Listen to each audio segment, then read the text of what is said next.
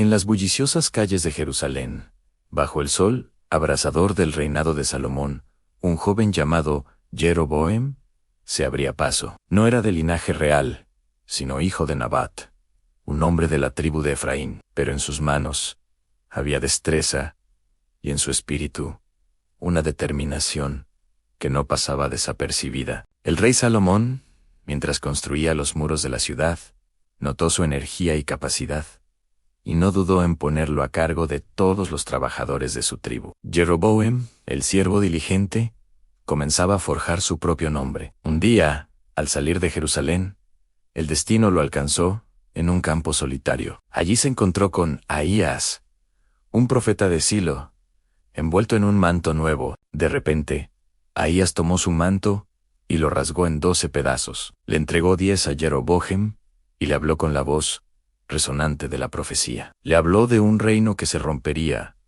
de un pueblo que se alejaría de su rey, y de una nueva casa que sería levantada para él. Jeroboam, si caminaba con fidelidad ante Dios, 10 tribus serían suyas. Jeroboam escuchó, con el corazón latiendo al ritmo de una promesa que sonaba a futuro y a corona.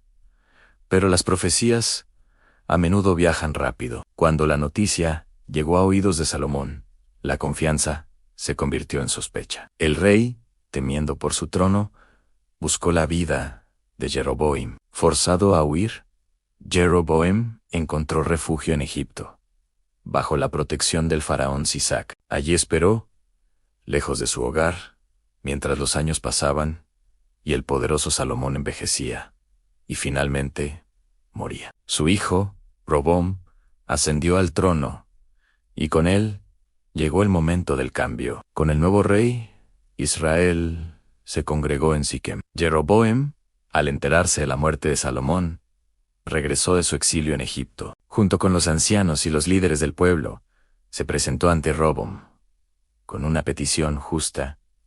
Tu padre puso un yugo pesado sobre nosotros. Aligera ahora su dura servidumbre, y te serviremos. Robom, joven e inexperto, pidió 3 días para deliberar. Los ancianos le aconsejaron sabiamente.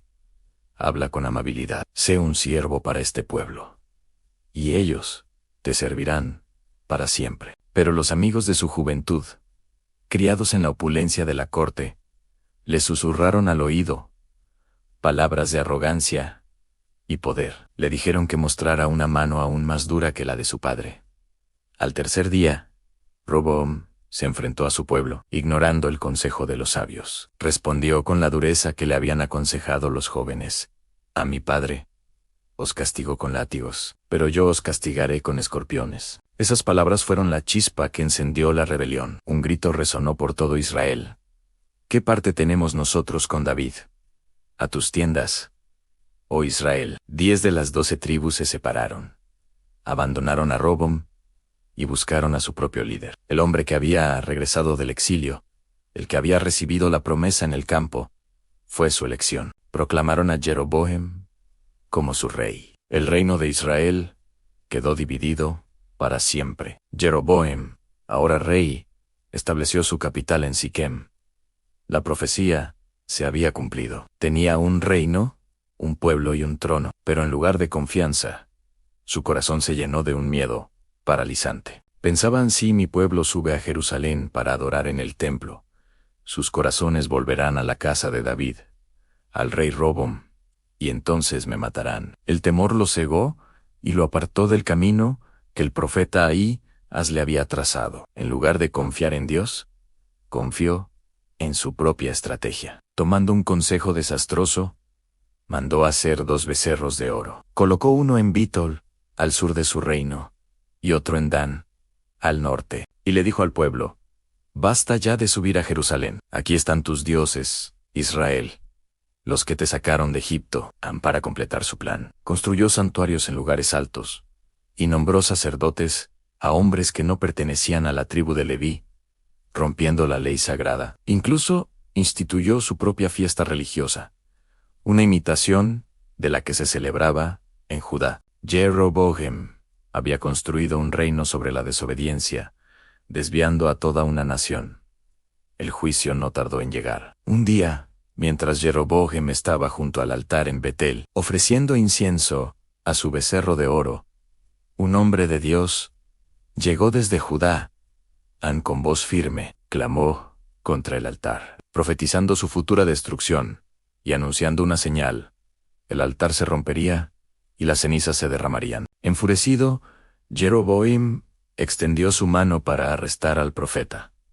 Pero en ese instante, su mano se secó, rígida e inerte. Y tal como el profeta había dicho, el altar se partió en dos. Desesperado, el rey le rogó al hombre de Dios que orara por él. En su mano fue restaurada, pero su corazón permaneció endurecido. A pesar de la advertencia divina tan clara, Jeroboam no se apartó de su mal camino. El pecado echó raíces profundas en Israel, y la casa de Jeroboam quedó marcada para la destrucción. El tiempo pasó, y su hijo, Abías, cayó gravemente enfermo. Desesperado, Jeroboam envió a su esposa disfrazada a consultar al anciano profeta Ahías, el mismo que le había anunciado su reinado. Pero, aunque Ahías estaba ciego por la edad, Dios le reveló quién venía. Antes de que ella pudiera hablar, él la llamó por su nombre y le entregó un mensaje terrible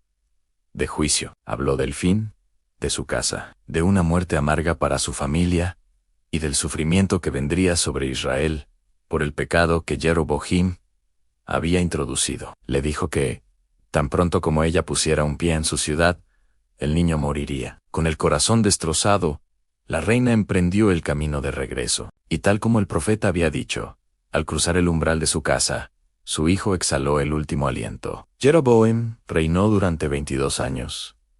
Un reinado que comenzó con una promesa divina, pero que se consumió por el miedo y la desobediencia. Se aferró al poder que había construido sobre cimientos de idolatría, llevando a toda una nación por un camino de perdición. Finalmente, murió y fue sepultado. Pero su legado no fue de grandeza, sino de pecado. Su nombre quedaría grabado en la historia como Jeroboam, hijo de Nabat, que hizo pecar a Israel. Una historia trágica, de potencial perdido, de un hombre que recibió un reino de la mano de Dios, pero que por temor lo perdió todo. Gracias por acompañarnos en este viaje al pasado. Si te gustan estas historias, no olvides suscribirte y activar las notificaciones para no perderte nuestro próximo relato. Hasta pronto.